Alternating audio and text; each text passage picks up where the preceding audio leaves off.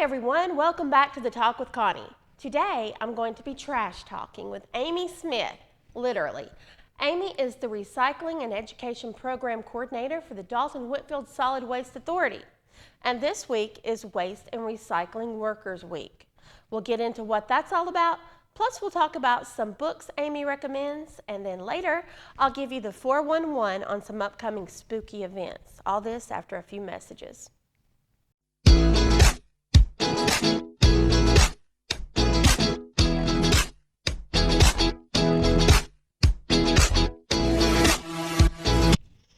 Welcome back to the Talk. I'm here with my good friend Amy Smith, who is, among many things, the Recycling and Education Program Coordinator at Dalton-Whitfield Solid Waste Authority. That's right. So basically what I tell people is if you've got trash or recycling or nature, you just come on to me and we'll figure out what you need.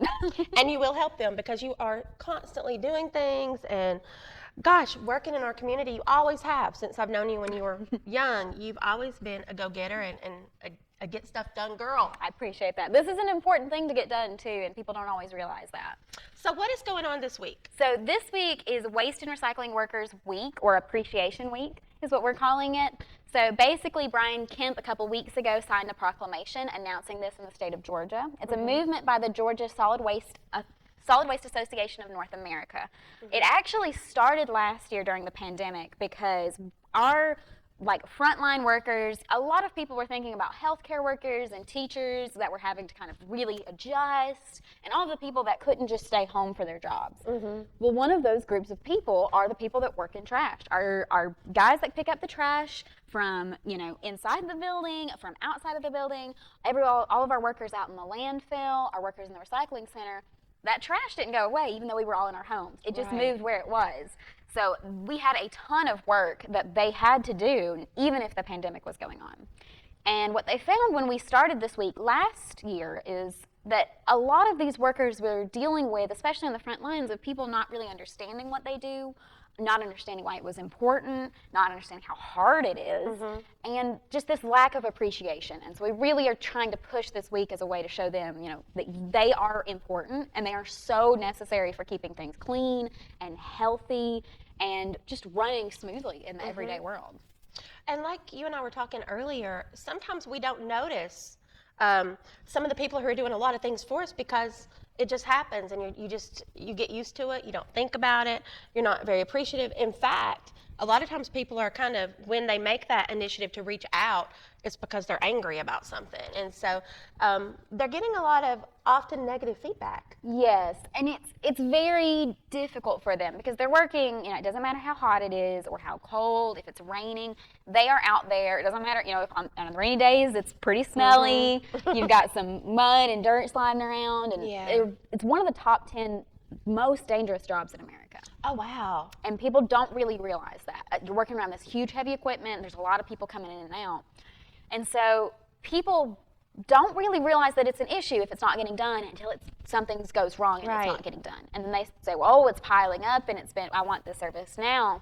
But they don't understand, we deal with 800 tons of garbage every day in Whitfield County, just Whitfield County. Oh, my word.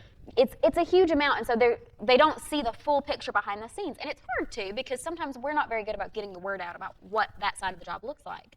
But then that means that every time these guys have an interaction with the public, or girls, if they have an interaction with the public is angry. They're complaining to them about their work and what they do, and they're not ever really saying thank you a lot of the time. And so they start to feel underappreciated. They're working these really dangerous jobs, and it can really wreak havoc kind of on their emotions and just coming into work every day. So what can we do as a people to change that? Well, so while we talked about there are definitely some people out there that the first kind of line of contact whenever they talk to us is negative, there are some people who have a really positive experience that they give them. So I actually brought a couple of thank you notes that kids have left. Oh. So you can make these and send these to the office. That's what the ones I have. But then sometimes people will bring them to the convenience centers and bring them to the convenience center workers. If you've got somebody that picks up your trash, these are great sometimes to just leave out on the can. A lot of teachers and everything, you've got Teacher Appreciation Week, and a lot of teachers get stuff like this, throughout the year. But your garbage men, this is something they truly treasure forever. I've got a few of them that have had some notes like this, and they'll talk about it for years after. So sweet. And So thank you notes like this, or like little individually wrapped gifts, not anything huge, a water bottle, kind of like if you've seen where people are doing thank yous for delivery pickups, very similar. And our mail people. Oh yes. So you look up a couple of those ideas and do something like this for them, it would be huge.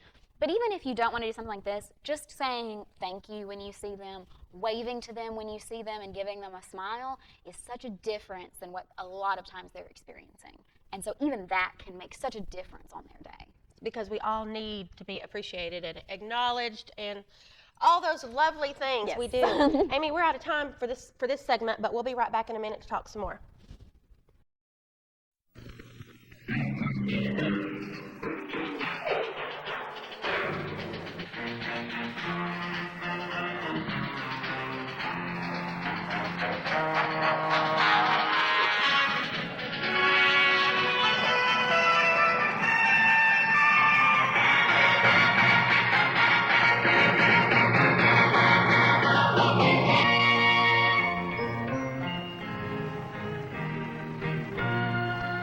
Some people have a deep, abiding respect for the natural beauty that was once this country.